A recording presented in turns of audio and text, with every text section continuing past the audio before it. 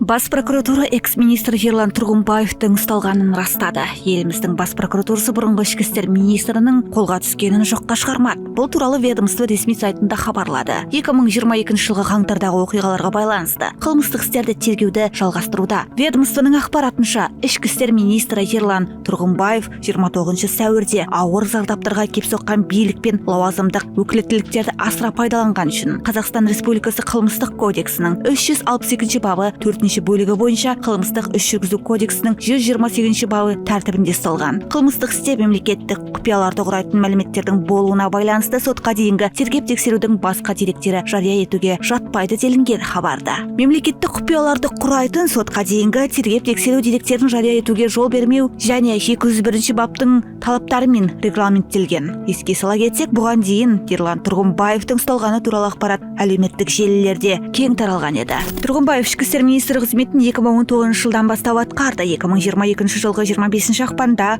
ішкі істер министрі басшысы қызметінен босатылып, Қазақстан президентінің кеңесшісі болып тағайындалғанды. Бұл лауазымды ол 2022 жылы тамыз айына дейін атқарды. Сонымен қатар Тұрғымбаев ішкі істер министрлігі 9 департаментінің бастығы, қылмыстық полиция департаментінің бастығы, Солтүстік Қазақстан облысы ішкі істер департаментінің бөлім бастығы, ішкі істер министрлігі тергеу комитетінің бастығы, Алматы қаласы ішкі істер департаментінің бастығы және ішкі істер министрінің орынбасары сынды лауазымды қызметтерді атқарған. Бүгінде экс-министрдің ұсталуына байланысты әлеуметтік желіде жарияланған ақпараттар қызу талқыға түсуде.